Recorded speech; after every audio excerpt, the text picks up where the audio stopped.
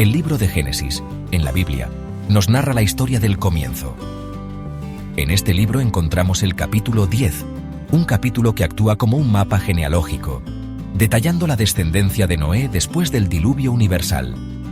Este capítulo es crucial porque nos ayuda a comprender cómo las diferentes naciones y pueblos se dispersaron por la tierra.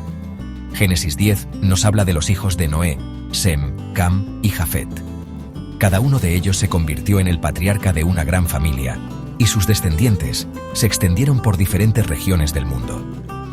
Este capítulo no es solo una lista de nombres, es una ventana a la historia antigua que nos muestra cómo las diferentes culturas y pueblos estaban conectados entre sí. A través de este mapa genealógico podemos rastrear el movimiento de la humanidad a través del tiempo y el espacio. Es un testimonio de la diversidad de la familia humana, una diversidad que tiene sus raíces en un evento catastrófico, el diluvio.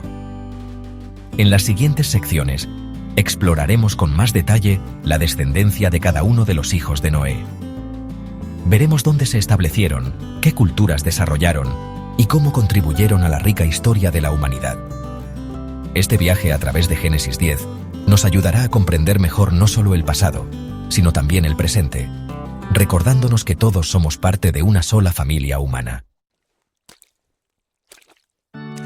Jafet, el hijo menor de Noé, tuvo 7 hijos: Gomer, Magog, Madai, Javán, Tubal, Mesec y Tiras. Sus descendientes se establecieron principalmente en las regiones costeras del Mediterráneo, extendiéndose hacia el norte y el oeste.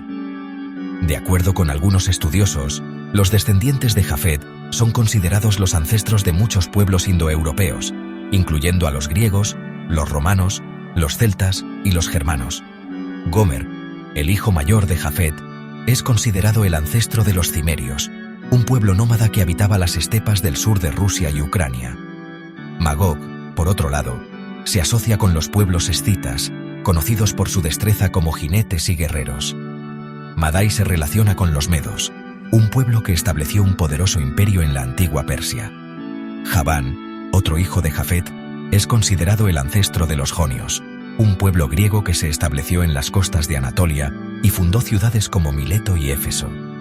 Los descendientes de Tubal y Mesec se asentaron en las regiones montañosas del Cáucaso, mientras que Tiras se asocia con los tracios, un pueblo que habitaba la región de los Balcanes. La expansión de los hijos de Jafet hacia el oeste nos muestra cómo la humanidad comenzó a poblar nuevas tierras y a construir nuevas culturas. Cam, el segundo hijo de Noé, tuvo 4 hijos: Cus, Mizraim, Fut y Canaán. Los descendientes de Cam se establecieron principalmente en África y en partes del Medio Oriente, dando origen a una gran diversidad de pueblos y culturas. Cus, el hijo mayor de Cam, es considerado el ancestro de los pueblos cusitas, que habitaban la región de Nubia, al sur de Egipto. Nimrod, un descendiente de Cus, fue un personaje importante en la historia bíblica. Se le describe como un poderoso cazador delante de Jehová y como el fundador de un gran imperio que incluía las ciudades de Babel, Erech, Akkad y Calne, en la tierra de Sinar, Mesopotamia. La historia de Nimrod y la Torre de Babel, que se relata en Génesis 11, está estrechamente relacionada con la dispersión de las lenguas y la diversificación cultural de la humanidad. Mizraim, otro hijo de Cam, se asocia con los antiguos egipcios, una de las civilizaciones más importantes de la antigüedad. Fut, por su parte, se relaciona con los pueblos que habitaban la costa norte de África, mientras que Canaán se asocia con los cananeos, un pueblo que habitaba la tierra que luego sería conocida como Palestina. Sem, el hijo mayor de Noé, tuvo 5 hijos: Elam, Asur, Arfaxad, Lud y Aram. Los descendientes de Sem se establecieron principalmente en la región de Mesopotamia, considerada la cuna de la civilización. De la línea de Sem desciende Abraham, el patriarca del pueblo hebreo. Elam, el hijo mayor de Sem, se asocia con el antiguo reino de Elam, ubicado al este de Mesopotamia. Asur, por otro lado, se relaciona con los asirios, un pueblo que estableció un poderoso imperio en el norte de Mesopotamia. Arfaxad, otro hijo de Sem, es un personaje clave en la genealogía bíblica, ya que a través de él se establece la línea genealógica que va desde Noé hasta Abraham. Lud se asocia con los lidios, un pueblo que habitaba la región de Anatolia occidental mientras que Aram se relaciona con los arameos, un pueblo que se extendió por toda Mesopotamia y Siria. La importancia de la descendencia de Sem radica en que de ella surge Abraham, considerado el padre de los hebreos, y a través de él, las tres grandes religiones monoteístas, el judaísmo, el cristianismo y el islam. Sección 6. La dispersión de las naciones. Diversidad lingüística y cultural. Génesis 10 describe la dispersión de las naciones después del diluvio. Esta dispersión no fue solo geográfica, sino también lingüística y cultural. A medida que los descendientes de Noé se extendían por la tierra, iban desarrollando sus propias lenguas, costumbres y tradiciones. La diversidad lingüística y cultural es una característica fundamental de la humanidad. El capítulo 10 de Génesis nos ayuda a comprender cómo esta diversidad se originó y cómo ha dado forma a la historia humana. A pesar de las diferencias que nos separan, es importante recordar que todos somos descendientes de Noé. Todos somos parte de una sola familia humana.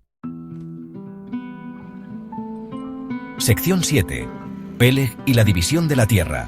Interpretaciones y significado.